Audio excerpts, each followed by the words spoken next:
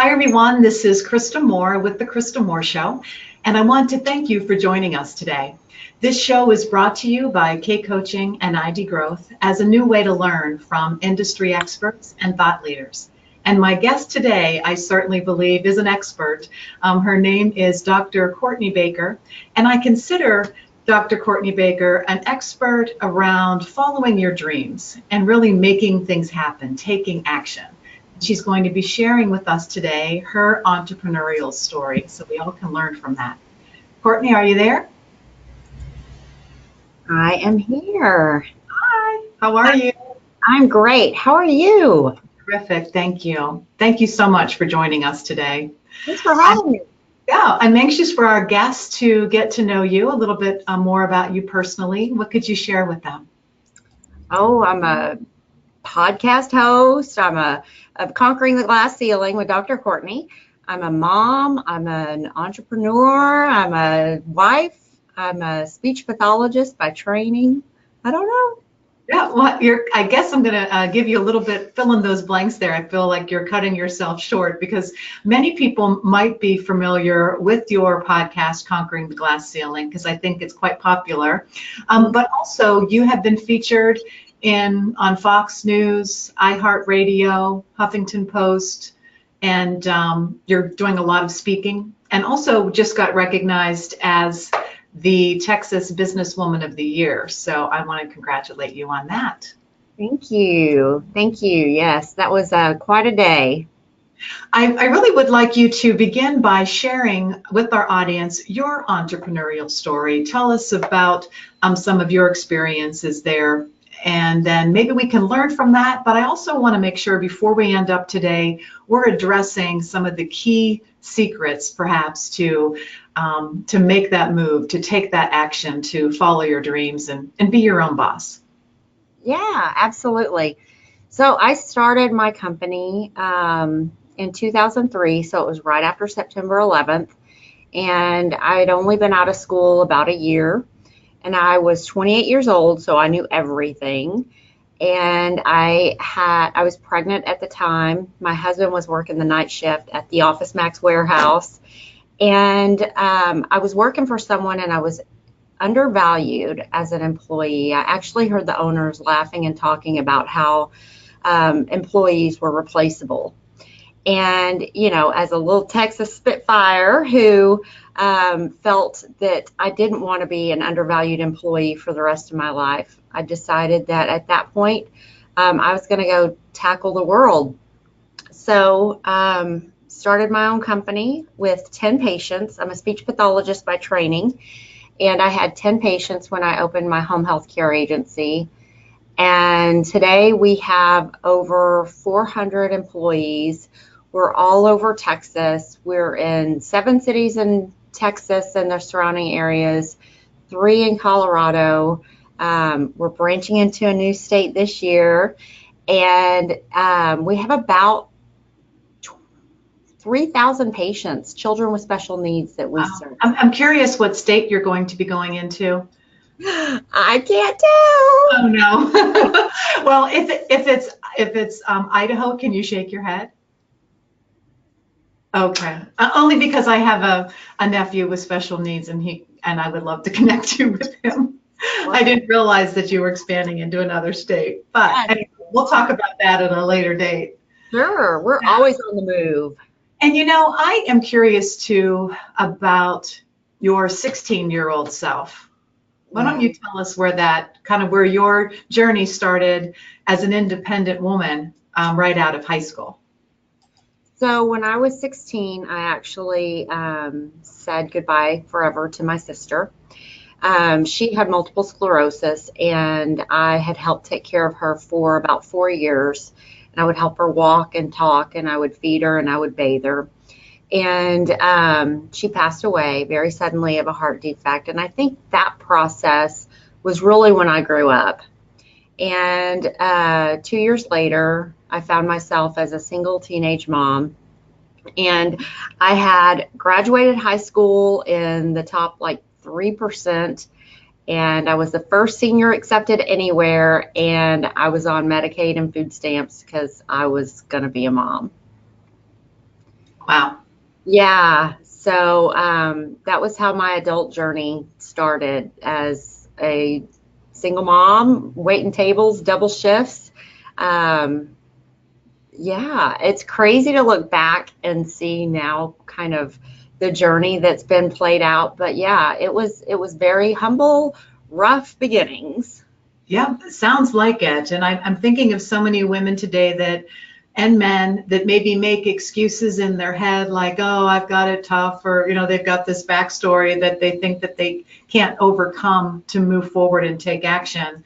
But what I like hearing about yours is that you do come from some humble beginnings, but also um, somewhat insurmountable. When you think about where you could be today if you wouldn't have continued to pursue and to follow your dreams.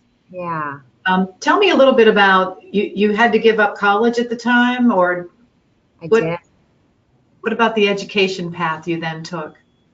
So what I lovingly refer to as a trial marriage. I had one of those, and it was actually someone I met when my son was 6 months old, and we got married when he was a year and a half. And we were just not good for each other. I'll put it that way, because I really respect his family. It was very rough. He was mentally ill, and it was tough. It was a tough journey. And so once again, I found myself back on Medicaid and food stamps, and I was putting myself through college. I remember when I was in graduate school for speech pathology, because you had to get your master's degree to work.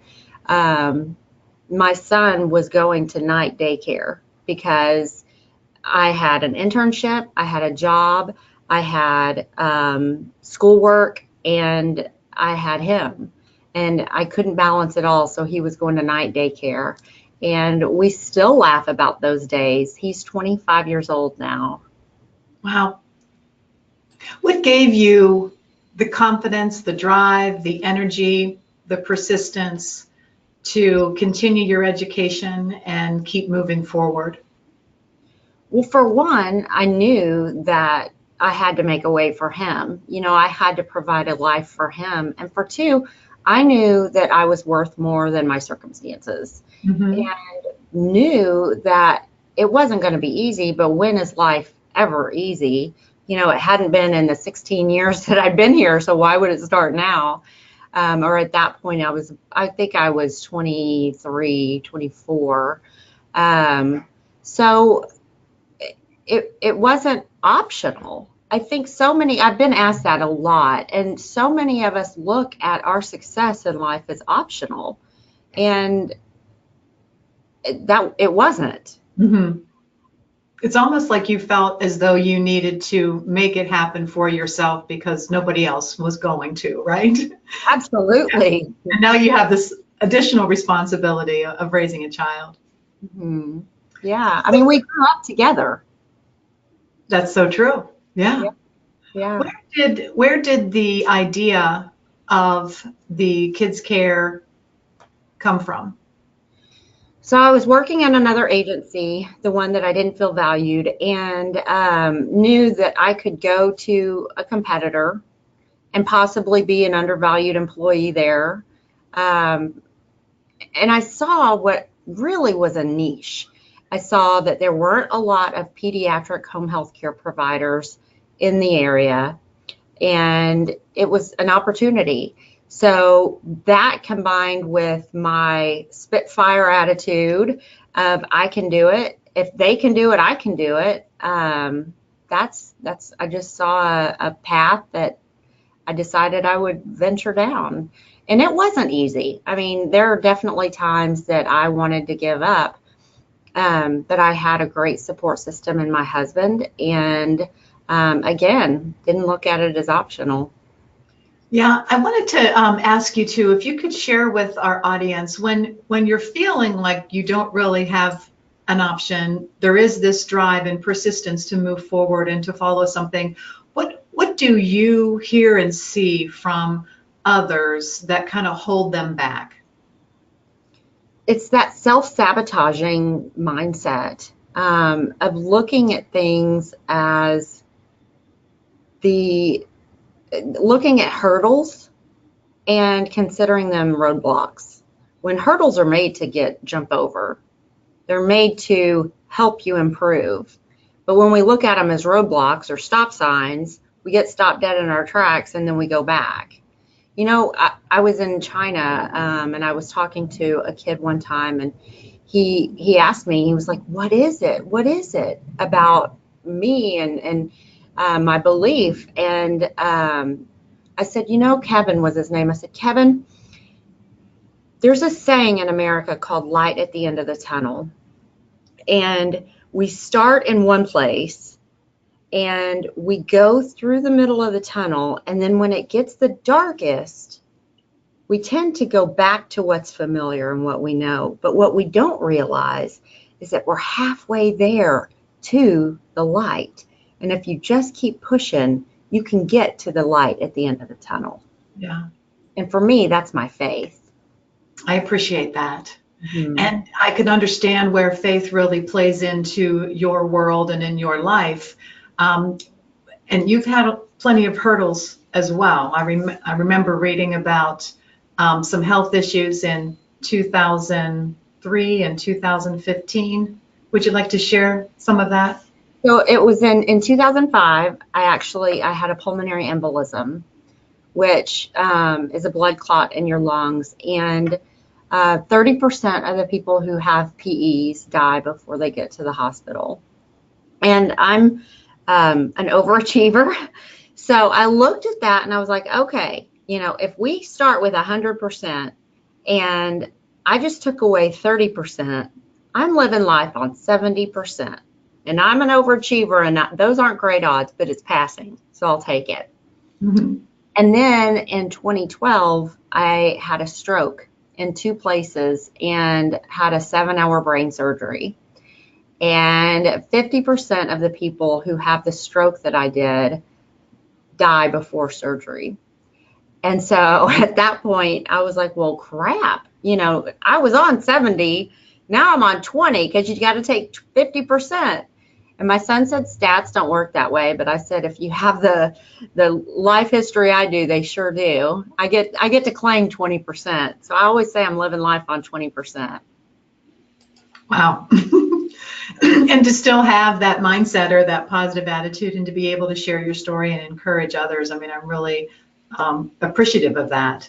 And I think what you're also finding too is, aside from Kids Care and that company, you're expanding and growing in other areas to really help and support millennial entrepreneurs that want to quit their corporate job and go down a path of being their own boss, and also doing a lot of research on women entrepreneurs. So why don't you share with us some of your findings first on your research, and then we can talk about what you're seeing really helps when someone wants to like start all over again, you know, take that kind of side hustle and make it a real gig.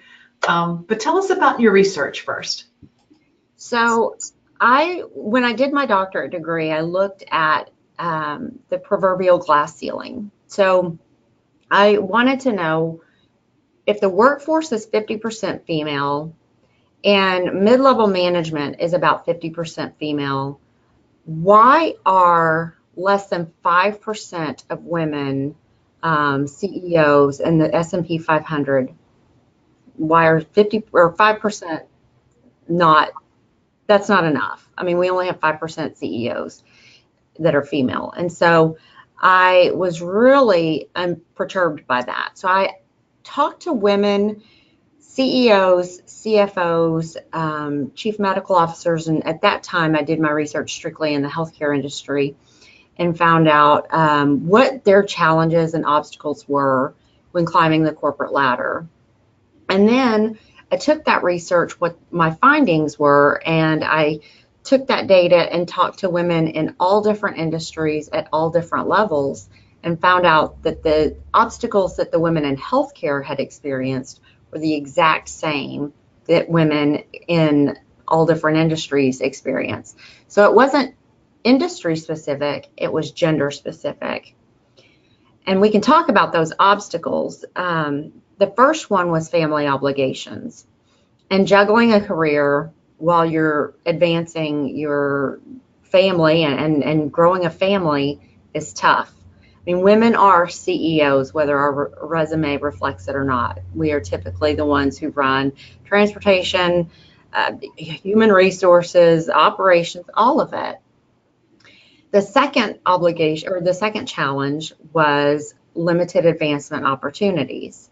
So women had gotten so far in their career, but didn't know, weren't privy to other advancement opportunities that were vertical. All their opportunities were lateral in their company, or they could go to a different company, but it was kind of one of those, what you know is comfortable and you're scared of what you don't know. The third challenge was gender-based discrimination. And there are three facets to that, but basically it's stereotypes, relationships with men, and the good old boys club that holds women back. But it was also women. Women were more often than not reported as the culprits of holding other women back in the workplace. Isn't that interesting? It was fascinating to me. But when I looked at my own journey, I'd realized that that was my experience as well.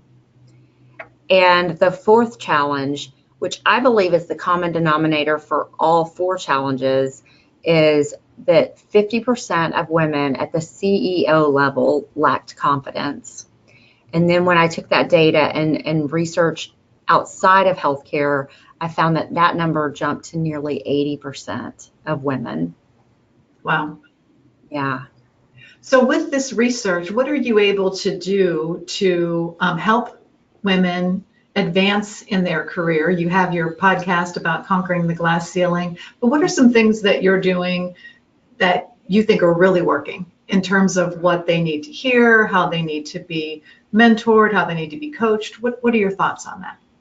Well, I feel like life is full of pivots. And I took my research and I really wanted to change corporate America. And then I realized I'm not a fan of corporate America because I don't know it. It's not my wheelhouse. So what I really can do is help women, female entrepreneurs, start and scale their service-based businesses. That's my experience. So what I'm doing now is I'm providing mentorship opportunities for female millennial entrepreneurs who desire to become their own boss, basically. And I'm helping them with their confidence. I'm helping them with their business strategies, their scaling strategies. I mean, we've had incredible success in the women that I've worked with. And now I'm getting ready to launch an online course as well. So that's coming up in March. I'm really loving this topic for lots of reasons. Maybe because I'm a female. I was in corporate America and left and started my own business. Mm-hmm. And, I'm so much better for that. But what I'm finding interesting in talking with you, and I want to make sure this is a good connection for the audience, is you've done the research, you've discovered what's holding women back in the workforce and understanding why there's only 5%, of the CEOs.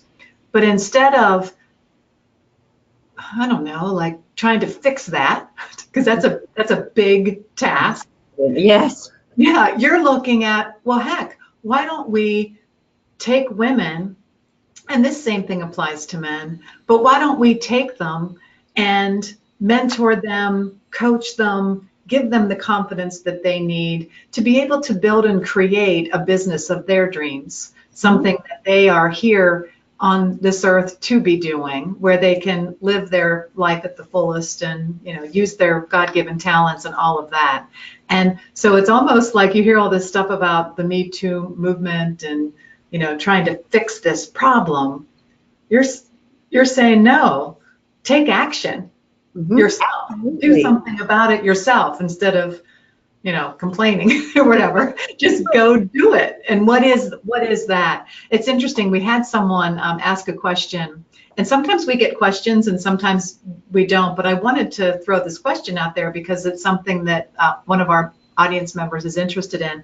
And she wanted to know what advice you would give to someone who wants to start their career in marketing at the age of 20. Well, we would need to talk about your business plan and some what your opportunities are. But what advice I would have is go for it. I mean, you are in the prime of your life. You have opportunities. The world is as wide as and open as your dreams. And, that's what I say. Like when you take the lid off opportunity and water it just a little bit, you'll be amazed at the heights it can grow. Yeah, and I also think too, and we've talked about this on a different occasion. It might have even been when you were interviewing me for your podcast. But there's a place in time that we have to look at. What are our strengths? What are we great at? What do I want to be when I grow up? What are those God-given gifts that I need to give back to the world, so to speak? And it's possible to form a business around that. Absolutely. And I hear so many people say, follow your passion. And my advice is very different than that about starting your own business, because your passion really needs to be your hobby because you love it. I say if you're going to start a business, solve a problem that pisses you off. There you go. My research made me mad. It made me so mad. And I thought, I don't want to help women advance through this system that I feel is broken. Let's not worry about being at the table and having a seat at the table. Let's build our own damn table and sit there. And this is not like segregation at all. It's let's collaborate with those who are going to help surround us and support us, whether it be men or women. And mentorship is a key common denominator that we see with any young entrepreneur or someone that wants to leave their corporate job to start their own company, or just start their own company out of the gate, is mentorship. So tell us about your thoughts on mentorship in general, and maybe where people can go to seek a mentor, and how that all works. Yeah, and my goal is to be the person for others that I didn't have when I was starting my own company. I mean, I went to a consultant and I asked him 3 times to help me, and he told me no. So I am helping women build the life of their dreams, and through qualified steps, and they're qualified because I know, because they've worked, because I have evidence of it. So first of all, to find a mentor, you've got to find somebody who is in alignment with your beliefs and your values. It's like a marriage. I mean, not a marriage, it's a relationship. And you've got to find somebody you're compatible with. So a business partner is a marriage. So really, find someone who has walked down the path that you want to go down, and don't go to them and say, will you mentor me? Go to them and say, how can I provide value to you? How can I support you on your journey? Because that will go a long way. Add value to them and support them in their journey. And then at one point, once you've been around them longer, then you can say, I've really learned a lot from you, and I really appreciate your advice. Would you mind meeting with me once every other week or month to help strategize career goals and advice that I may need? And that's how you build that relationship. Yeah, one thing that we speak and write and talk a lot about here is a term called strategic passion, and being able to figure out what that is, right? So what you love, what you're great at, what you enjoy doing. I like your analogy of do something that really pisses you off kind of thing, because that's your drive. But the missing link in what we see from entrepreneurs, at least thinking about being on their own and taking action is that strategy part. I mean, it's still business, right? It's still a point where you've got to have that vision and mission, kind of have the plan organized, because strategy without passion, you know, you're not going to have the action that you need. Mm-hmm. When you have the passion and the strategy combined, you know, that's when magic happens. That's when things really take place. And I want to help people realize, like, yes, you can be visionary, but I think, and this is what you were saying, but vision without a strategic plan is just a dream. Mm-hmm. Let's make it reality. That's right. So what about all these dreamers out there that are driving to work with a pit in their stomach? They don't feel like this is their true purpose in life. They're not able, let's say, whether it's male or female, climb the corporate ladder because there are things holding them back, and they're wanting to maybe do something different but afraid to. Mm-hmm. What are your thoughts or advice there? Yeah, really look at your opportunities, and you're in charge of your decisions. And if you're driving to work every day and feeling like that, then analyze why. You know, is it because you need a paycheck? Well, you can get a paycheck anywhere. Find out what it is that really, like you said, drives you, and whether it be changing jobs. I mean, there's nothing wrong with corporate America if that's what you're cut out for, or if it's creating a business that you are driven and passionate about, then do that. But life's too short to drive in the same lane to work every day, you know, like Groundhog Day, and make you miserable. Give us some examples, or maybe one or two success stories that you've seen where people have been able to embrace coaching, consulting, or mentorship, or you know, to really take those next steps.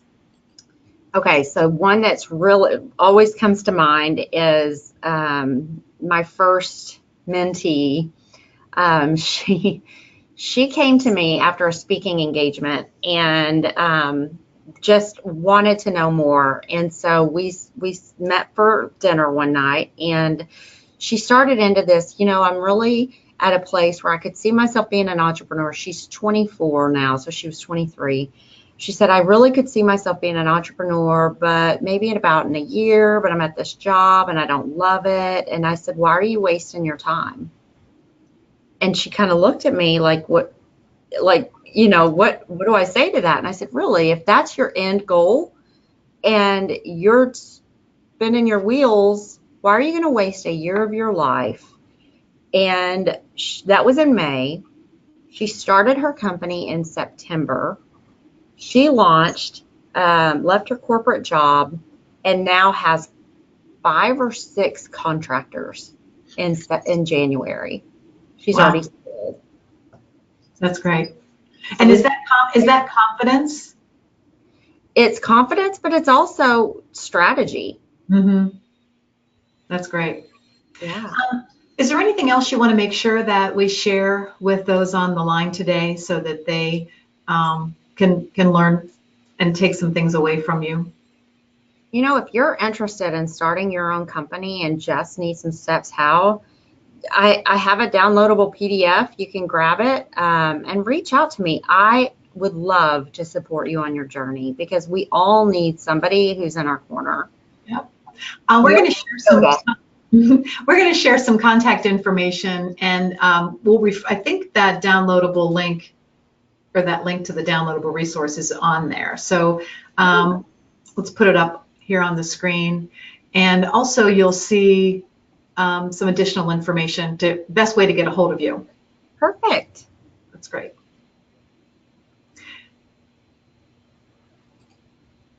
All right, well, we're going to wrap it up for today. Thank you so much, Dr. Cortney Baker, for joining us. And I'm hopeful that others will reach out to you to learn more about what you've done and what you can do to help them. And just best wishes on your journey. Thank you. Thank you so much for having me, Krista. It was always great to talk to you. All right. Take care. Thanks. Thanks. And for our audience, just want to remind you that we have a special guest almost every Wednesday at 2 o'clock Eastern Time. You just have to register one time for the show, and you'll get reminders, and you can attend whichever ones fit you or suit you. So we're looking forward to having you join us as often as possible, or listen to the recorded sessions that are out on the KristaMooreShow.com website. Now, drum roll for our next guest next week. His name is Cesar Rodriguez. And some of you may know Cesar. He's a very popular speaker. He's a trainer, and he is behind the movement. He's the founder of the movement B10XB. So if you're interested in moving forward, taking action, but you need to be 10 times bolder, then he's your guy. And he's going to be on our show next week, and I look forward to diving into that subject and understand more about this amazing movement. Thanks for joining us today. And here at K Coaching, we care about you and we care about your success. Take care.